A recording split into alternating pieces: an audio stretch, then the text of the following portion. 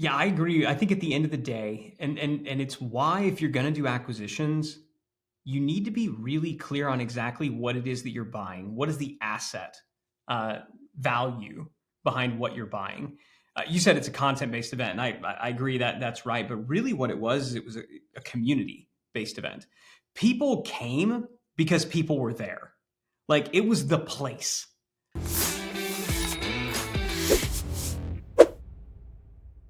But when immediately after we did the deal, as soon as 2019 during our earnout, it was here are the people who are installed. We want to move your people out. And I'm not saying this like with bitterness or negativity or anything. I'm saying it's just a fact. It makes sense. They don't want to depend on all our people. Our people, by the way, are all still employed at our companies that we didn't sell. So they're not going to go and work for this other company. And the company that acquired it, Clarion, already had people that did what all our people did. The problem is that they didn't know the market, and they didn't know the audience, and they didn't know the business model, because the business model of running a content-based event versus running an expo hall-based event is completely different. And so Affiliate Summit did well and continues to do well, as I understand, because it was an expo event all about creating a marketplace of buyers and sellers to come together to interact and do deals. TNC, lots of deals got done, but it was really all about the content. And so without an ability to appreciate the content, and with heavy lobbying to monetize by selling speaking slots and things like that to presenting sponsors, focus on the exhibit hall, the expo hall, and not how do we market and sell a content event to the attendees, which we gave it was included in the price, the complete marketing playbook, but it wasn't executed because in the corporate environment, my opinion again, want to hear yours, in the corporate environment that it went, the marketers that were charged with doing it didn't understand the direct response marketing that we didn't know all of the marketing tactics and strategies that we did, and were not allowed or didn't follow the book. I don't know which, maybe a combination of them. They were budget constrained. One of the models of selling was affiliate sales. And for the first couple of years, they said, no, we can't pay affiliates any commissions because that goes against our ad budget, and our ad budget is only this. So I think they probably weren't budgeted appropriately to do it, but definitely it just didn't follow the playbook. They didn't understand it, and the people that were doing the execution didn't have the skills, obviously didn't have the skills that some of the best marketers on the planet had to market the event, and they weren't empowered to listen to the resources that they had who were saying, please, please, please run this campaign. Or the campaign would run 12 weeks late, the 2 weeks before the event, that kind of stuff. That's my primary thinking on it. What do you think? Yeah, I agree. I think at the end of the day, and it's why if you're going to do acquisitions, you need to be really clear on exactly what it is that you're buying. What is the asset value behind what you're buying? You said it's a content-based event, and I agree that that's right. But really, what it was a community-based event. People came because people were there.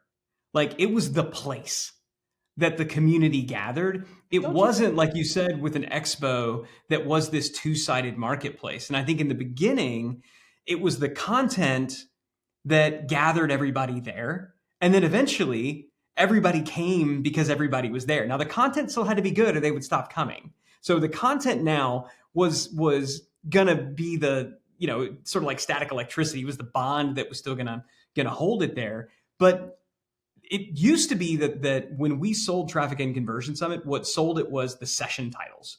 Yeah. It was very little about the event. It was like, here's this session and bullet points about what you're going to learn. It shifted completely away from that. We barely talked about the session titles. There was an agenda, But nobody really looked at that. They came because they knew the content was going to be good, but more importantly, they knew that everyone was there. And that's the hardest thing in the world to do, is to create, a place. But you can lose that way faster than it takes to build. And I think what they thought that they had was another Expo two-sided marketplace. And it wasn't a two-sided marketplace.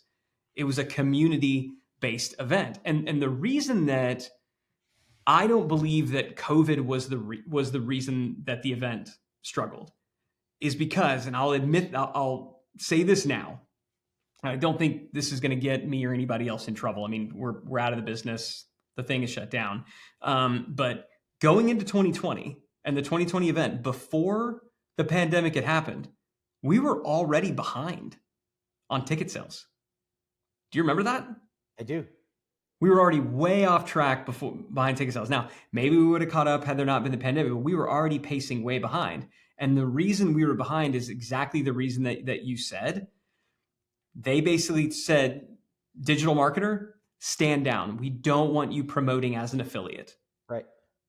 We have your list. Right. We have your list. And if you remember the previous year in 2019, even though they technically owned it, that year, we allowed them to send emails from Ryan Deiss. We allowed them to send emails from the people at the company. Yep. Now, why did we let them do that? Well, it was a transitionary year. Also, we wanted our earnout. Let's call a spade a spade. But at some point, it's like, okay, you bought the thing. You can't keep sending emails from me. The emails need to come from Traffic and Conversion Summit. And so it was that year when, yes, they had the list, but they hadn't put any new people on the list because they weren't marketing it. Digital Marketer was still marketing. They were not doing digital marketers list. They had exactly TNC attendee list, and they weren't doing anything to build the Traffic and Conversion Summit community. And we were basically saying to them, hey, let us at Digital Marketer promote, pay us an affiliate commission. And they were like, no, we can't afford to do that because that's going to go against our ad budget, even though you're only going to pay us if we sell tickets. And what we're selling tickets for is less than your cost of acquisition. This is stupid. Right. But again, corporates, they're limited. We went at that like 10 different ways and couldn't get past it. There was and in defense of the people at the company at the time, they knew it was dumb. So I'm not throwing the people who were at the company or the market department. They knew it was dumb. They were running up the chain to finance people. And they're like, this is the dumbest thing in the world. But this is the type of crap that happens. If you wonder why the big companies stall out, it's because they let freaking bean counters make business decisions. And you cannot let that happen. And I think at the end of the day, that year, before the pandemic happened, that year momentum was lost simply because a bean counter wouldn't pay us an affiliate commission. And therefore, we didn't tell our list about it. And so people didn't know. And then the pandemic happened and it got another shot because of the virtual event. We did promote that. We did that in partnership. But that still wasn't TNC. And then the next year coming back in 2021, same deal. It was by the time they figured out how to make it work to get Digital Marketer promoted, it was too late. And they had done nothing to grow the community now for 2 years. Now you've got a business that has completely lost some momentum. It hasn't created any community, and it is a community event. I think the biggest strategic decision, aside from not involving its community partner, was the decision to continue to run that 2020-21 event at the convention center. Yeah. Whatever it would have cost to break that contract with the convention center and get it back into an appropriate size space to rebuild it again would have been worth it. Agree 100%. It would have been worth it. Yeah. So not involving your community partner in it, not moving it out of the convention center. And I agree with you. In the early days, not running the playbooks because either the people didn't know or they didn't feel empowered to do it. I think those things are ultimately what doomed the event. It wasn't just a pandemic. And so that, and I want to be clear, like, I don't know. I mean, I don't want to speak for you. Like, do you have bad feelings towards the people there? No, not at all. I don't. To me, I don't even have that. I mean, I feel like we did ridiculously well on the deal.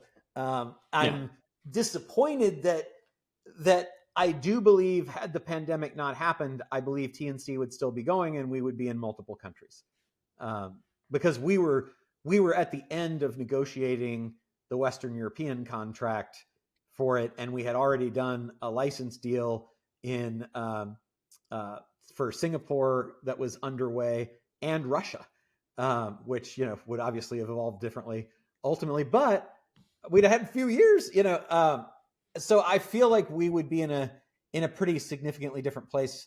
I do think that like it was just in conjunction with the things that you mentioned, it was insurmountable with the financial impact of the pandemic on not only Clarion, but on, even on Blackstone as an investor in Clarion, that owns it. I think it was just too much. As I recall, all of the Clarion companies, like options and everything, became worthless. So all of the incentive compensation was gone during this critical time. Everybody was working for the, we'll not pay you a great wage, but look at where we're going with the plan to sell the company. It's going to be amazing. And you're in the money to, you've got that wage. We're letting a lot of people go.